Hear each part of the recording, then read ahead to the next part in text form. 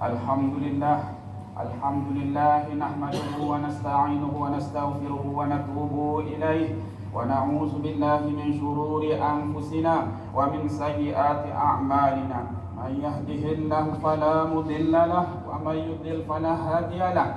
Asyhadu an la ilaha illallah wahdahu la syarika lahu wa asyhadu anna sayyidana Muhammadan 'abduhu wa rasuluh. Allahumma shalli wa sallim ala hadzal rasulil 'azim wa ala alihi wa ashabihi wa man tabi'ahu ila yaumiddin. Amma ba'd. Ma'asyiral muslimin rahimakumullah, usikum wa iyaya bittaqwallah wa ta'atihi la'allakum turhamun. Qala Allah ta'ala, a'udzu billahi minasy syaithanir rajim.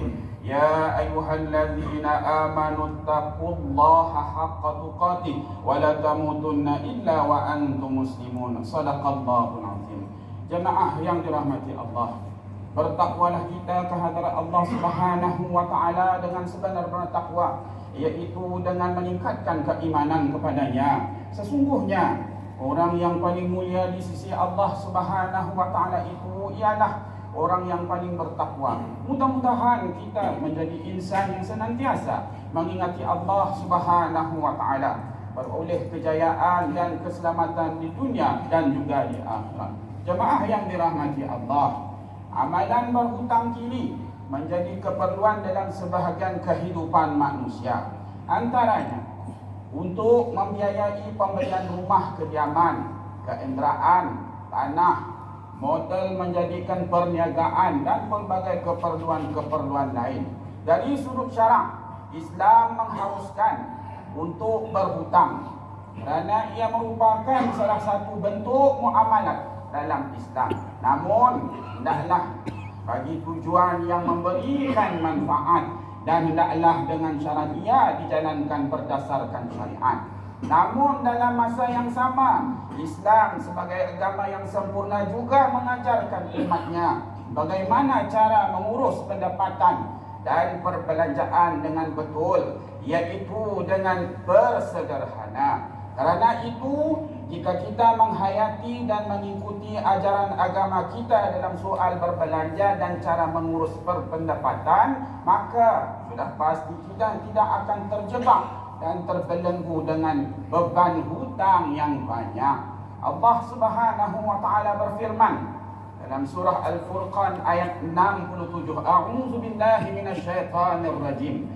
Walladzina idza anfaqu lam yusrifu wa lam yaqturu wa kana baina dzalika qawama. Shadaqallahul azim. Tafsirnya, dan mereka yang apabila membelanjakan harta, mereka tidak berlebih-lebihan dan tidak juga bakhil kedekut, dan sebaliknya perbelanjaan mereka itu adalah sederhana antara kedua-duanya. Walaupun agama kita itu tidak melarang umatnya berhutang, akan tetapi berhutang itu bukanlah suatu perkara yang digalakkan.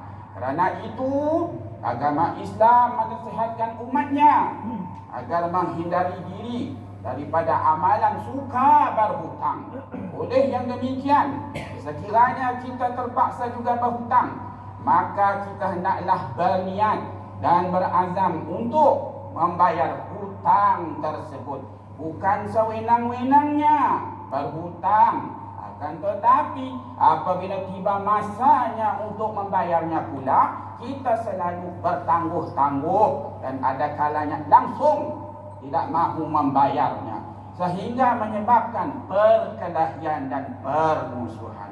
Perlu diingat, hutang adalah janji yang telah dimeterai. Oleh itu adalah menjadi kewajipan bagi orang yang berhutang untuk membayar hutangnya atau memulangkan harta tersebut.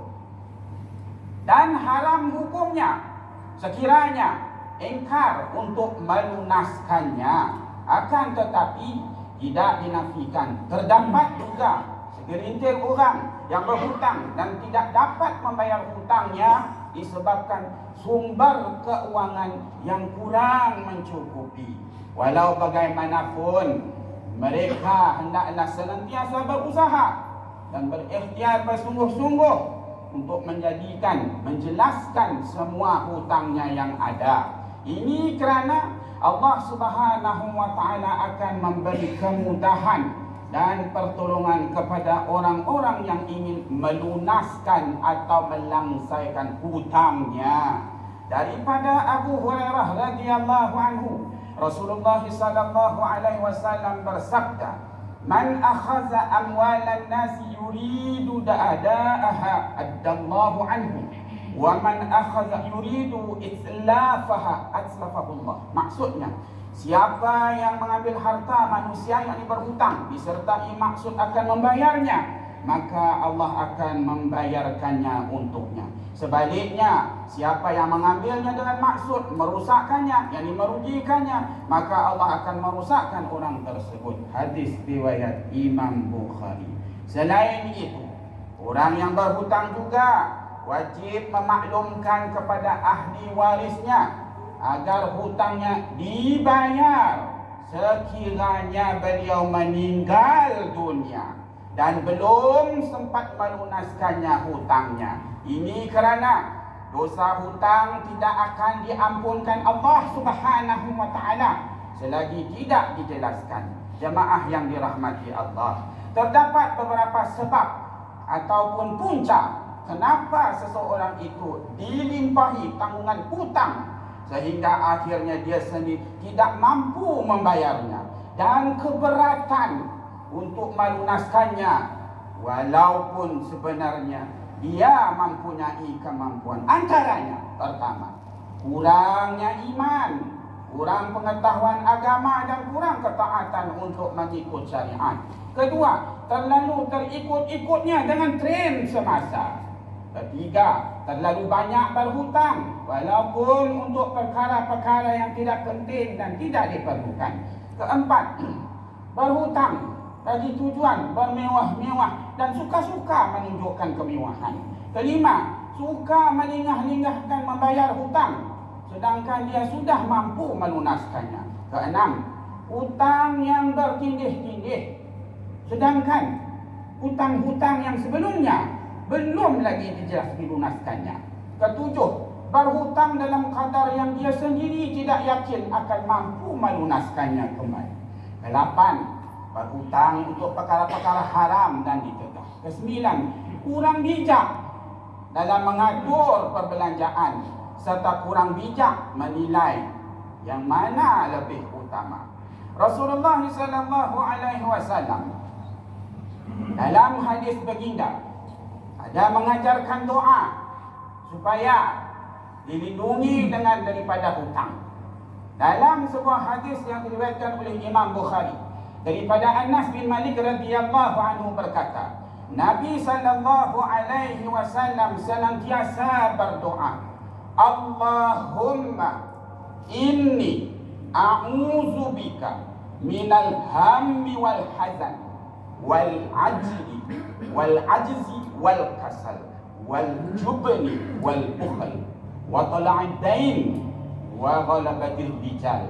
Maksudnya, ya Allah, aku berlindung kepadamu dari kegundahan dan duka cita, ketidakmampuan dan kemalasan, sifat pengecut dan kikir, serta terlilit hutang dan terkuasai oleh orang-orang, yakni yang berbuat zalim.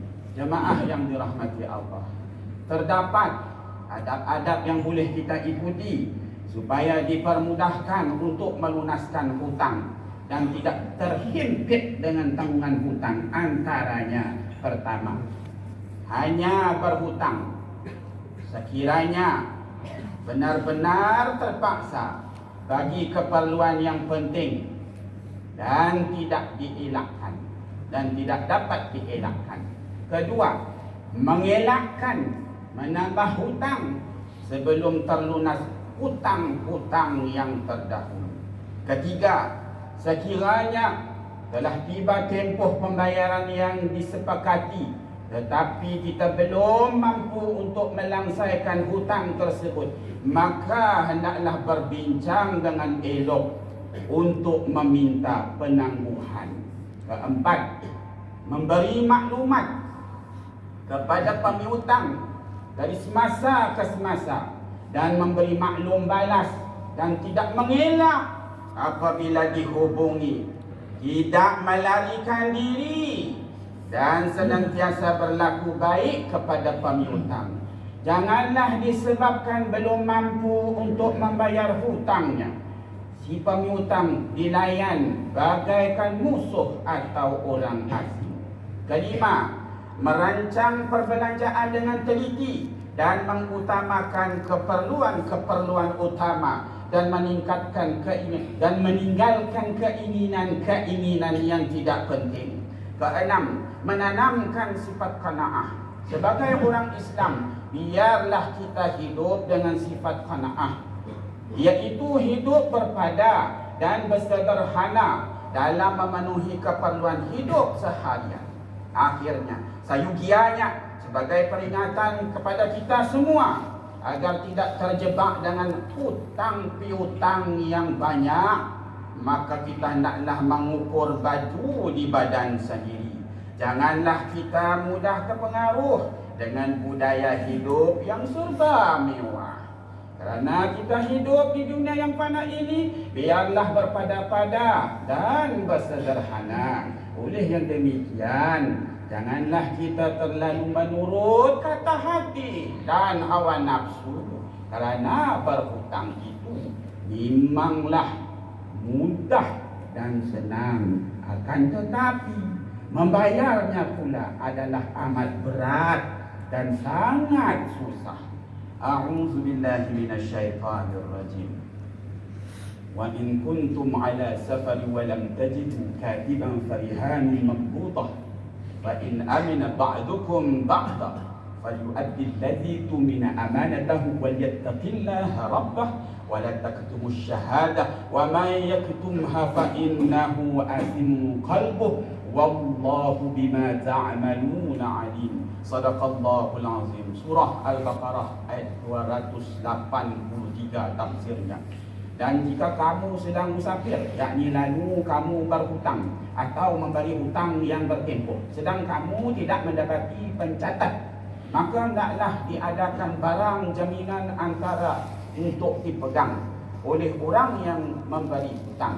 Jika sebahagian kamu mempercayai sebahagian yang lain, hendaklah dipercayai itu menunaikan amanahnya, yakni hutangnya, dan hendaklah dia bertakwa kepada Allah Tuhannya. Dan janganlah kamu, yakni saksi-saksi, menyembunyikan perkara-perkara yang dipersaksikan itu. Dan sesiapa yang menyembunyikannya, maka sesungguhnya ia ialah orang yang berdosa hatinya.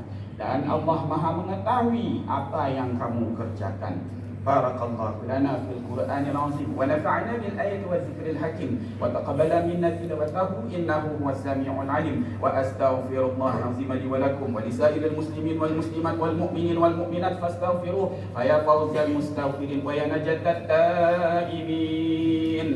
Amin ya muwaffiqat ta'i'in وفقنا لطاعتك أجمعين وتب علينا وعلى المسلمين واغفر ذنب من يقول أستغفر الله العظيم أستغفر الله.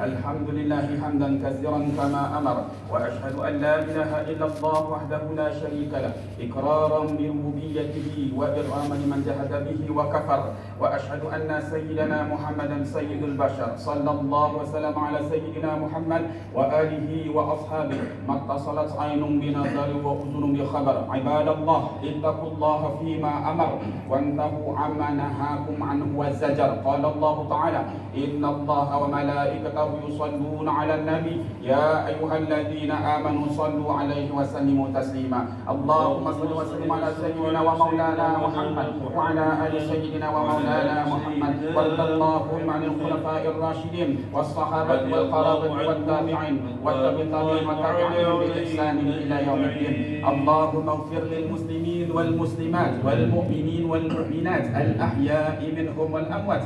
اللهم أدم العون برحمتك ووفق ووفق للعدل والمعرفة لمن أنعمت عليه بالامتنان للخلافة الإسلامية واخترته لصلاح أمور المسلمين في الدنيا والآخرة.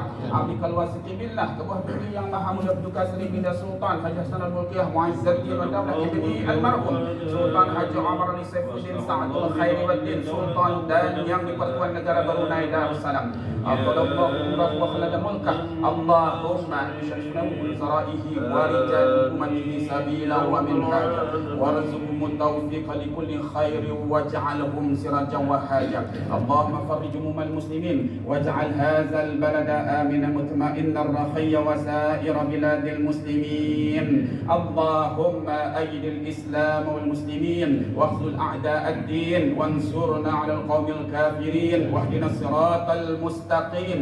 ربنا عليك توكلنا وأنت حسبنا ونعم الوكيل. ربنا اغفر لنا ولإخواننا الذين سبقونا بالإيمان ولا تجعل في قلوبنا غلا للذين آمنوا ربنا إنك رؤوف رحيم. عباد الله إن الله يأمر بالعدل والإحسان وإيتاء ذي القربى وينهى عن الفحشاء والمنكر يعظكم لعلكم تذكرون فاذكروا الله العظيم يذكركم واشكروه على نعمه يزدكم ولذكر الله أكبر. الله أكبر.